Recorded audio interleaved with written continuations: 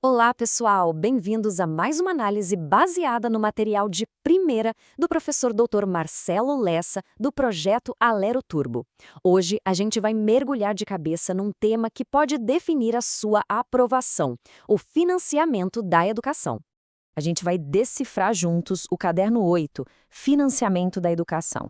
A nossa missão aqui é bem clara: pegar aqueles artigos 68 a 77 da LDB e a lei complexa do novo Fundeb e transformar tudo isso em conhecimento prático, direto ao ponto, com foco total naquilo que a FGV adora cobrar. Preparados? Então, vamos nessa! Olha só o nosso roteiro de hoje. A gente vai seguir 6 passos estratégicos. Primeiro, o mapa do tesouro. Depois, vamos entender as regras do jogo do MDE. Em seguida, vamos ligar o motor financeiro, que é o Fundeb. Depois, vamos conhecer os guardiões do cofre. Aí, a gente consolida tudo no resumo de ouro e, para fechar, a mensagem final do mestre. Falar de financiamento da educação pode parecer um labirinto, né? Cheio de siglas, regras, percentuais. Mas, como o professor Lessa sempre nos orienta, com o mapa certo na mão, a gente acha o tesouro. Vamos desvendar esse tema juntos? Tudo começa com um conceito que é a base de tudo: MDE, que significa Manutenção e Desenvolvimento do Ensino.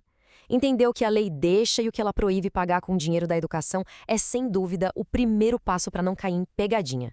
É a regra número 1 do jogo. Guia: a Constituição Federal, lá no topo, já estabelece os pisos. São valores mínimos que não podem, de jeito nenhum, ser desrespeitados. Para a União, o patamar é de 18% da sua receita de impostos. Já para os estados, o Distrito Federal e os municípios, essa régua sobe para 25% do que eles arrecadam, contando também as transferências que recebem. Esses números são o ponto de partida de tudo. Certo. Então, o que pode ser pago com esses 18% ou 25%? O artigo 70 da LDB dá a lista: salário dos profissionais, material didático, transporte escolar, construir e reformar escolas. É bem claro no que ajuda o ensino diretamente. E é aqui que a gente precisa ter atenção máxima. A coluna da direita, pessoal, é o verdadeiro campo minado da FGV. O artigo 71, que lista o que não pode ser considerado MDE, é de onde saem as questões mais capciosas. Programas de alimentação, assistência médica, obras que não são da escola, a banca vai tentar de tudo para te fazer confundir isso com despesa educacional. Fique de olho. Perfeito, estrategista. E dentro desse campo minado que você falou, tem uma armadilha que é um clássico. Conta pra gente, a merenda escolar entra ou não entra nesse cálculo do MDE? Estrategista. A resposta tem que ser categórica. Tem que estar na ponta da língua. Não. Merenda escolar é um programa suplementar de assistência ao estudante. Ponto. Não entra no cálculo dos 25%. A FGV simplesmente ama essa pegadinha. Eles vão criar uma historinha sobre um prefeito que comprou comida para merenda e perguntar se isso ajudou a atingir o mínimo constitucional. A resposta é, e sempre será, não.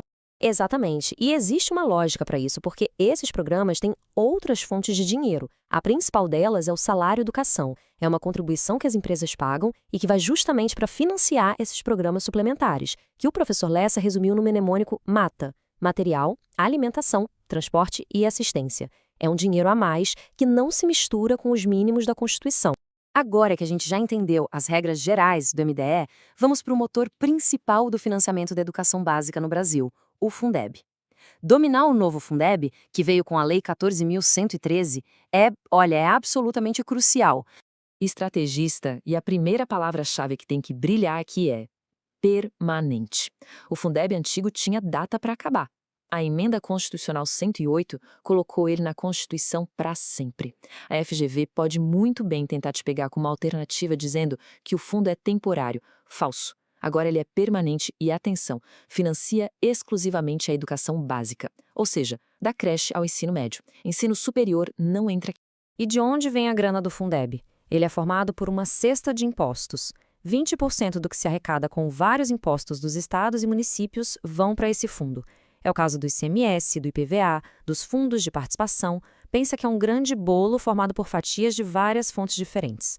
Estrategista, alerta máximo aqui, pessoal. FGV vai te dar uma lista de impostos e perguntar qual deles não faz parte da cesta do Fundeb. E os queridinhos da banca para te confundir são dois grandes impostos municipais, o IPTU e o ISS. Esses dois ficam 100% com o município. Eles não mandam 20% para o fundo. Grave isso, IPTU e ISS estão fora do Fundeb. Além dessa grana dos estados e municípios, o Fundeb também recebe um dinheiro do governo federal, a chamada complementação da União. Com o novo Fundeb, essa ajuda federal aumentou e vai chegar, aos pouquinhos, a 23% do total do fundo até 2026. É mais recurso federal para tentar equilibrar o jogo entre as regiões. E esses 23% não são distribuídos de qualquer jeito, não. A lei criou 3 caixinhas diferentes. O VAAF, para ajudar os estados que têm menos dinheiro por aluno. O VAAT, que foi uma baita inovação, para socorrer as redes municipais mais pobres, não importa o que estado elas estejam. E o VAAR, que é tipo um prêmio para os municípios que melhoram seus resultados. E um detalhe de ouro sobre o VAAT. A lei obriga que 50%, metade de toda a complementação VAAT que o município recebe, seja investida na educação infantil. É prioridade total. Estrategista. Olha, 2 das mudanças mais importantes e que mais caem em prova estão aqui. No Fundeb antigo, o mínimo para pagar pessoal era 60%, e só valia para os profissionais do magistério, ou seja, professores. O novo Fundeb melhorou isso em 2 pontos. Primeiro, o percentual mínimo subiu para 70%. E segundo, o conceito ficou mais amplo. Agora não é só o magistério, mas todos os profissionais da educação básica que estão trabalhando, o que inclui diretores, coordenadores, pessoal de apoio, todo mundo. Com tanto dinheiro na jogada, o controle tem que ser rígido. A lei criou jeitos da própria sociedade fiscalizar os recursos do Fundeb. Vamos conhecer quem são os guardiões desse cofre. O principal fiscal dessa história é o CACS-Fundeb, o Conselho de Acompanhamento e Controle Social. Todo município e todo estado tem que ter o seu. E a função dele é exatamente o que o nome sugere, acompanhar de perto e controlar se o dinheiro do fundo está sendo usado do jeito certo. Estrategista, e o ponto forte do CACS é a sua mistura de gente.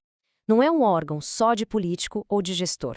Ele tem professores, diretores, servidores, pais e até alunos. Essa variedade de olhares garante uma fiscalização muito mais completa. E a palavra do CACS tem peso, viu? O parecer que eles emitem é um documento obrigatório para aprovar as contas do prefeito ou do governador. Sem um parecer favorável deles, as contas podem ser rejeitadas. Chegamos ao nosso momento de revisão final. É o resumo de ouro inspirado no fichamento estratégico do professor Lessa. Vamos fazer um jogo rápido aqui, estilo flashcard, para fixar os pontos que com certeza vão aparecer na sua prova. Primeira pergunta. Estrategista. Direto e reto. IPTU e ISS fazem parte da cesta de impostos do Fundeb, sim ou não? Não, eles ficam 100% com o município. A arrecadação deles até conta para aquele cálculo dos 25% de MDE que o município tem que bancar sozinho. Mas para o Fundeb, não vai um centavo. Excelente! Próxima. Um número que tem que estar na memória. Qual é o percentual mínimo do Fundeb que deve ser usado para pagar os profissionais da educação? Estrategista. 70%. Mínimo de 70%. Antes era 60%, agora são 70%. E lembrando, para todos os profissionais da educação básica, não só para os professores. E para a gente fechar nossa análise, vamos à mensagem final do professor Marcelo Lessa, que nos guia com um pensamento que amarra todo esse conhecimento técnico a um propósito muito maior. O dinheiro é proteção, mas a excelência do saber é que a sabedoria dá vida ao seu possuidor. Ou seja, entender o financiamento é dominar a ferramenta, que é o dinheiro. Mas o nosso objetivo final é sempre a sabedoria. É a transformação que uma educação de qualidade pode trazer. Estrategista. E a estratégia final, o resumo do resumo para levar para a prova, está nos 3 mandamentos deste caderno. Merenda não é MDE, IPTU não vai para o Fundeb e 70% do Fundeb é para os profissionais. Dominar isso é a chave do sucesso. Com essa revisão, a gente encerra a análise do caderno 8. Agradecemos mais uma vez ao professor Dr. Marcelo Lessa por esse material incrível. Mantenha o foco total nos estudos. A aprovação está cada vez mais perto. Até a próxima!